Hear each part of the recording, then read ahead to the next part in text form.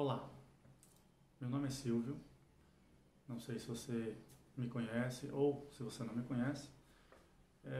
A minha credencial hoje, que eu posso dizer, é que eu sou servo de Jesus Cristo. É o que eu tento ser de melhor. Mas talvez você me conheça como professor, ou como pai, ou como amigo.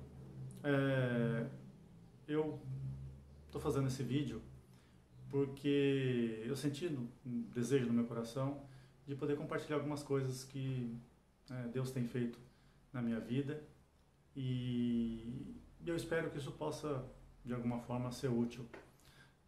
Eu sei que Deus move em mim um desejo grande de poder falar de Jesus, de falar para as pessoas da alegria e é contagiante poder falar daquilo que eu tenho vivido e o quanto incrível Jesus é, não só na minha vida, mas como pessoa, como Deus, como alguém que ama o ser humano de uma maneira que a gente não consegue entender.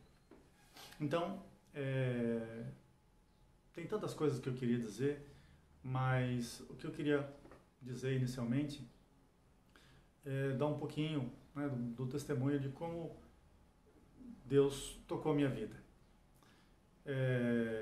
Eu nasci e cresci numa família católica e desde criança a gente ia à missa, tinha as missas que eram mais cedo voltado para as crianças e a gente ia, né, mas isso é uma coisa que meus pais motivavam a gente ir, mas muitas vezes eles não iam. Mas, né, conforme eu fui crescendo, eu comecei a não ir mais na missa, eu comecei a trabalhar e aí eu resolvi, né, decidi que ia fazer faculdade, né, eu estava estudando e estudei bastante, né, e acabei entrando na Universidade Estadual de Campinas, a Unicamp. E aí eu cheguei lá, né, no meu curso, eu tinha grandes dificuldades porque a vida inteira eu estudei em escola pública e embora tivesse conseguido passar no vestibular, né, realmente era muito difícil. E lá eu tive a oportunidade de conhecer algumas pessoas que eu achei estranho. Estranho porque eram pessoas que se diziam crentes, né? E a ideia que eu tinha de crente era uma pessoa totalmente limitada, bitolada, que não fosse, né, sequer inteligente. Eu sei que muita gente pode se sentir ofendido ouvindo isso, mas era a ideia que eu tinha, a ideia que a mídia me passava de que crente, na verdade, era uma pessoa bitolada que dava dinheiro para o pastor ficar rico. E que eram pessoas muito cheias de regras, nada pode, fanáticas e que, enfim, criticavam tudo, tudo era pecado. E, enfim, eu achava aquilo um tanto exagerado. Quando eu entrei na faculdade, eu comecei a perceber uma coisa estranha. Eu falei, mas como que pode um crente passar no vestibular do Unicamp? Isso não fazia sentido na minha cabeça. Porque eu achava que eles realmente, todo crente era uma pessoa intelectualmente limitada. E aí então eu conheci algumas pessoas, inclusive no meu curso. Tem uma amiga queridíssima que me acompanhou e foi importante na minha vida, Deus a usou demais, que é a Sara Paulilo. E ela era uma menina muito diferente. Porque ela era, primeiro, ela era alegre, não usava saia, cabelo comprido, como eu tinha o estereótipo de que todo crente teria que se vestir dessa forma. Gostava de futebol, andava de bicicleta, se divertia, era super alegre, super pra frente. Mas ao mesmo tempo era aleluia. Tudo era glória a Deus, Jesus tem poder, bendito seja Deus, louvado seja. Eu achava aquilo tudo muito estranho. E aí eu comecei, por ela ser uma pessoa muito, né, agradável, enfim, era divertida, a gente começou a estreitar os laços, a gente fazia o mesmo curso, ela era minha veterana, mas tinha algumas matérias que ela tinha dificuldade, a gente acabava estudando juntos. E então ela começou a falar de Jesus para mim e eu achava aquilo tudo muito estranho. Mas eu tentei, tentei não, graças a Deus eu tirei um pouco essa barreira, né, essa coisa, não fui tão armado, afinal de contas ela parecia uma pessoa normal. E aí então eu comecei a me interessar um pouquinho mais. Um outro amigo que morava comigo, o nome dele é Fábio Bozolan, ele um dia falou, não, vamos começar a estudar a Bíblia então, vamos ver, vamos ler, porque você sabe o que está escrito? Eu falei, não sei, nunca li a Bíblia. Eu falei, vamos ler, vamos tentar entender o que está acontecendo, o que é, o que não é, no que a gente, o que a Bíblia diz, né? Não no que eu acredito, ele nem mencionava isso, mas o que a Bíblia diz, vamos ler o que a Bíblia diz, vamos fazer uma análise crítica do texto. E eu topei. E aí algumas dúvidas surgiram, iam surgindo, e aí eu comecei a frequentar, na verdade, eram repúblicas, a casa desse grupo, né, que na verdade já não era mais uma pessoa, mas era um grupo de pessoas que eram crentes em Cristo. E quando surgia alguma dúvida, eu perguntava, mas achando assim que essa pergunta não tem resposta.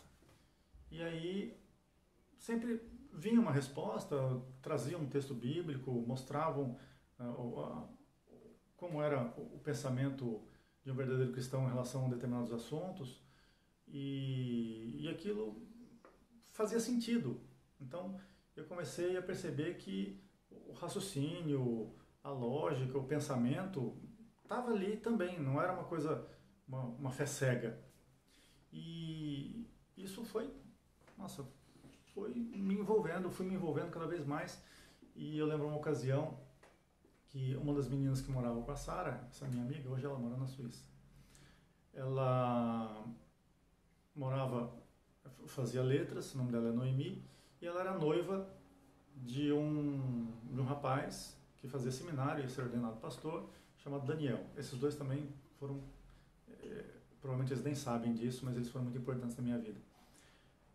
Eu lembro que algumas vezes eu ia na casa da Sara, a Noemi estava lá, e o Daniel também estava, e eu lembro que teve um dia que eu comecei a fazer uma série de questionamentos, e aí cada pergunta que eu fazia, querendo, né, meio que na maldade quebrar as pernas, o Daniel falou assim, nossa, ótima pergunta.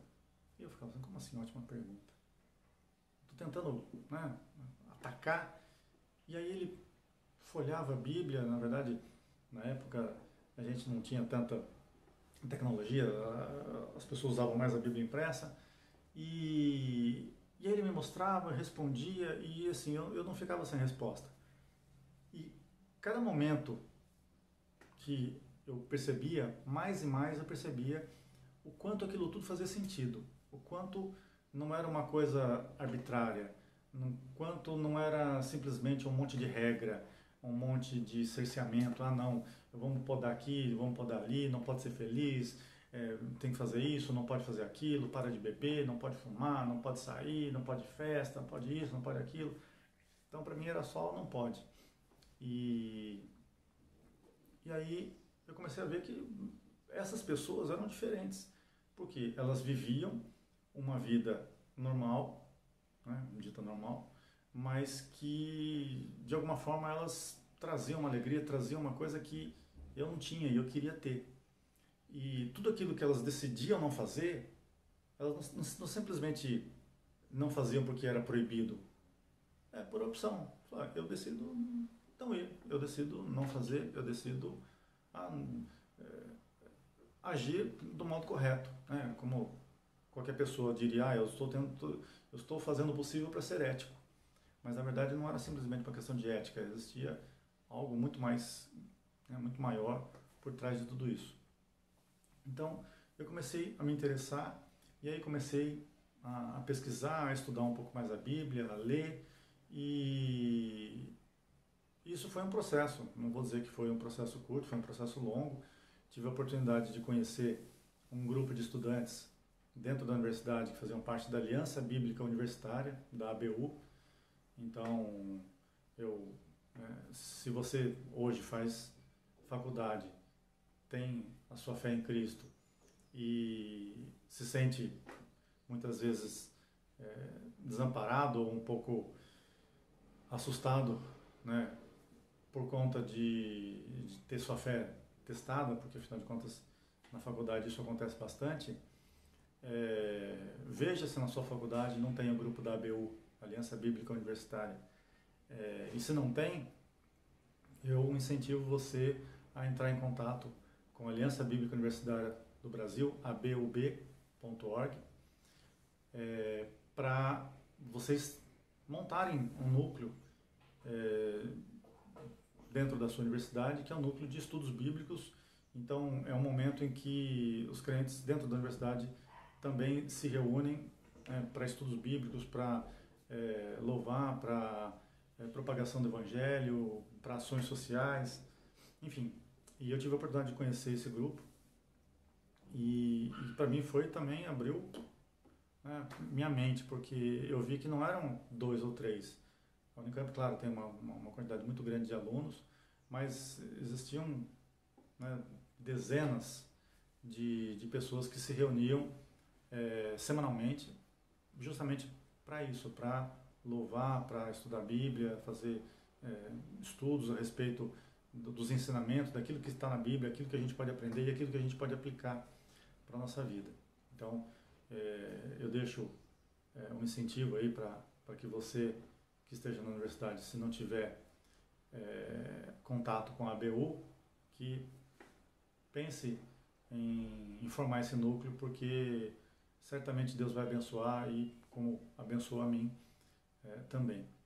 Então, voltando um pouquinho, conforme eu ia estudando, aí comecei a frequentar os cultos, e aí em um dado momento eu me vi numa posição que era a única posição que eu poderia ter.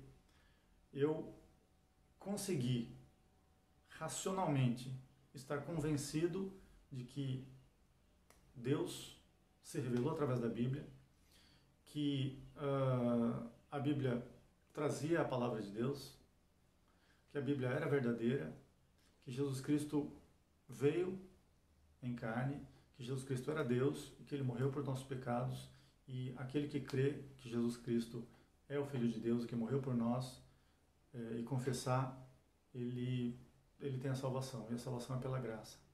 Então, eu estava totalmente convencido disso tudo, mas eu simplesmente estava convencido. Então, chegou um dado momento, eu lembro que numa pregação, o pastor fez o apelo, né, perguntou se alguém queria entregar a vida para Jesus, até então não tinha feito isso, e ele falou assim, olha, você pode, e curioso porque Deus, maravilhoso, ele usa, enfim, ele fala com a gente de uma maneira tão cuidadosa, tão particular, que esse tinha sido o meu conflito, e ele falou algo do tipo, se você está convencido, se você está aqui, está louvando, cantando conosco, mas se você não tem a sua entrega, não tem a sua vida entregue a Jesus, na verdade o seu louvor ele é perdido, né? Porque você está louvando a Deus, mas você não pertence a Ele, você não faz parte do seu povo. Então, o seu louvor ele ecoa, mas ele não está alcançando Deus da forma como poderia alcançar. E eu, nesse momento, parei para pensar, falei, nossa, é mesmo, mas o que eu estou fazendo aqui? Eu estou aqui, frequento a igreja há um tempo, mas eu simplesmente não tomei a decisão.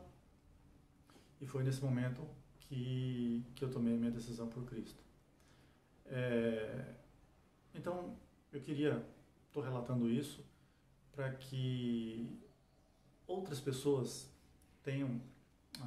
saibam que a fé, ela não precisa ser uma fé cega.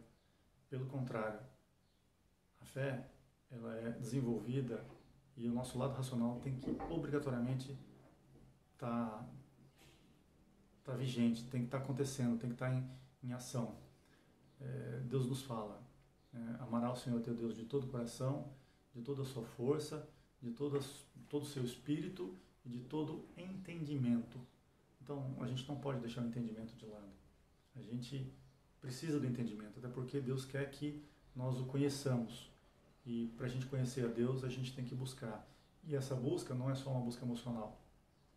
Então, eu queria deixar aqui, né, para vocês, na esperança de que Deus possa usar esse relato e possa ajudar outras vidas que eventualmente possam estar em algum tipo de conflito, pensando que a ideia de Deus é uma ideia absurda, a ideia de Deus é uma ideia que foi incutida, né, simplesmente para controle da sociedade, controle por parte da igreja sobre o povo, mas saiba que não é. Saiba que muitas pessoas começaram com essa ideia e à medida que foram estudando, foram atrás, conhecendo e através do conhecimento e da palavra conseguiram alcançar a libertação. Então, eu queria deixar, né, esse registro e espero que ele possa abençoar a sua vida de alguma forma. Fique com Deus e até mais.